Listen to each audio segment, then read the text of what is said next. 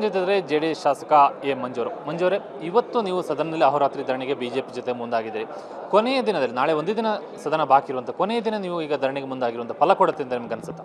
ನೋಡಿ, ಕೊನೆಯ ದಿನ, ಮೊದಲನೇ ದಿನ, ಎರಡನೇ ದಿನ ಅಂತಲ್ಲ ಸದನದಲ್ಲಿ ಸಬ್ಜೆಕ್ಟ್ ಯಾವಾಗ ಬರ್ತದೆ ಆವಾಗ ನಾವು ಅದ್ರ ಬಗ್ಗೆ ಚರ್ಚೆ ಬಂದಾಗ ನಾವು ಮಾತಾಡಬೇಕು. ಮೊದಲನೇ ಇದ್ರ ಬಗ್ಗೆ ಧರಣಿ ಮಾಡ್ತೀವಿ ಅನ್ನೋದ್ರಲ್ಲಿ ಅರ್ಥ ಇಲ್ಲ. ಇವತ್ತೇನಾಯಿತು, ಆ ಸಬ್ಜೆಕ್ಟ್ ಬಂತು. ಸಬ್ಜೆಕ್ಟ್ ಬಂದಾಗ ಎಲ್ಲರೂ ಕೂಡ ಗುರುತ್ವ ಆಪಾದನೆಯನ್ನು ತಿಮ್ಮಾಪುರು ಮತ್ತು ಆ ಇಲಾಖೆ ಬಗ್ಗೆ ಮಾತಾಡಿದರು.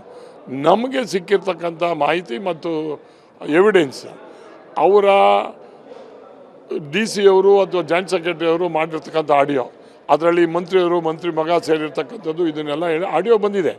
ನಾವು ಹೇಳ್ತಾ ಇರ್ತಕ್ಕಂಥದ್ದು ಆಡಿಯೋದೇ ತಪ್ಪು ಅಂತ ಸರ್ಕಾರಕ್ಕಿದ್ದರೆ ಅವ್ರು FSCಲ್ಲೇ ಮಾಡಿಸ್ಬೋದಾಗಿತ್ತಲ್ಲ. ಅವ್ರು ಯಾಕೆ ಮಾಡಿಸಿಲ್ಲ? ಅವರು ಅದನ್ನು ಮಾಡ್ಸೋಕ್ಕೆ ತಯಾರಿಲ್ಲ. ಅಥವಾ ನಾವು ಅವ್ರಿಗೆ ಹೇಳಿರ್ತಕ್ಕಂಥದ್ದೇನು, ಇದರಲ್ಲಿ ಅವ್ಯವಹಾರ ಆಗಿದೆ, ಮಂತ್ರಿನ ರಾಜೀನಾಮೆ ಕೊಡಿಸ್ಬೇಕು ಅಂತಕ್ಕಂಥದ್ದು ನಾವು ಒತ್ತಾಯ ಮಾಡಿದ್ವಿ. ನಿಜ 100ಕ್ಕೆ 100. ಅವರು ಹಿಂದಿನ ಕಾಲದಲ್ಲಿ ಅವ್ರು ಮಾಡಿದ್ದಾರೆ, ನಮಗಿಂತ ಅವ್ರು ಜಾಸ್ತಿ. ಅವ್ರು ಮಾಡಿರೋದಕ್ಕೆ ಅವ್ರು ಸೋಲ್ಸಿರೋದು, ಇವ್ರಿಗೆ ಅಧಿಕಾರ ಕೊಟ್ಟಿರೋದು. ನಿಮ್ಗೆ ಅಧಿಕಾರ ಕೊಟ್ಟಿರೋದು ಅವ್ರಿಗಿಂತ ಜಾಸ್ತಿ ಹೊಡಿಲಿ ಅಂತ ನಿಮ್ಗೆ ಅಧಿಕಾರ ಕೊಟ್ಟಿಲ್ಲ. ನಿಮ್ಗೆ ಅಧಿಕಾರ ಕೊಟ್ಟಿರ್ತಕ್ಕಂಥದ್ದು ತಪ್ಪು ಮಾಡಿರ್ತಕ್ಕಂಥದ್ದನ್ನ ಸರಿಪಡಿಸಿ ರಾಜ್ಯಕ್ಕೆ ಒಳ್ಳೆಯ ಸರ್ಕಾರವನ್ನು ಕೊಡಿ, ಅಭಿವೃದ್ಧಿ ಪರವಾದ ಸರ್ಕಾರ ಕೊಡಿ ಅಂತೇಳಿ. ಇವತ್ತು ನಿಜವಾಗ್ಲೂ ಕೂಡ ನಿಮಗೇನಾಗಿದೆ, ನೀವು ಮಾಡಿರ್ತಕ್ಕಂಥದ್ದು ತಪ್ಪು ಅಂತ ತಿಳಿದುಕೊಂಡು ಯಾವುದೇ ಆದಂಥ ತನಿಖೆಗೆ ಒಳಪಡಿಸ್ದಲೇ ಬುಲ್ಡೋಸ್ ಮಾಡಿ ಮುಂದೆ ಹೋಗ್ತಕ್ಕಂಥದ್ದು ಕ್ರಮ ಇದೆಯಲ್ಲ, ಅದು ಒಳ್ಳೆಯದಲ್ಲ. ಯಾಕೆ ಹಿಂದೆ ಈಶ್ವರಪ್ಪ ಅವರು ಬರೀ ಒಂದೇ ಒಂದು ಕಾರಣಕ್ಕೆ ಮಂತ್ರಿಗೂ ರಾಜೀನಾಮೆ ಕೊಡಿಸಿಲ್ವಾ, ನಿದರ್ಶನಗಳಿಲ್ವಾ?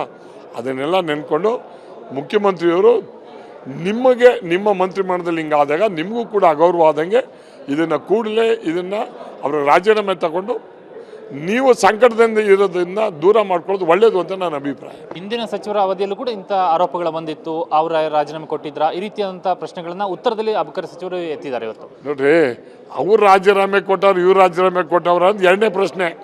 ಅವಾಗ ಅವ್ರು ಕೇಳ್ಬೇಕಾಯ್ತು ಅವ್ರ ಪಾರ್ಟಿಯವರು. ಈಗ ಅವ್ರು ಕೊಟ್ಟಿಲ್ಲ. ಈಗ ನೀನು ಮಾಡಿದ್ಯಲ್ಲಪ್ಪ, ನೀನು ಕೊಡಪ್ಪ ಅಂದರೆ ನೀನು ಒಪ್ಕೊಂಡಂಗಾಯ್ತಲ್ಲ. You are committed yourself. ಅವ್ರು ಮಾಡಿದ್ರು, ಅವ್ರ ಕಾಲದಲ್ಲಿ ಅದಾಗಿತ್ತು ನಿಜ. ಆಗಿರೋದು ಕೆಲವು ಸರ್ಕಾರ ವಾಪಸ್ ಬಂದಿರೋದು ನಿಮ್ಮದು. ಈ ಸರ್ಕಾರ ಬರಬೇಕಾದ್ರೆ ಕಾರಣ ಏನು? ಅವ್ರದ lack of what they've done wrong ಅನ್ನೋದೇ ಸರ್ಕಾರದ ಫಲ.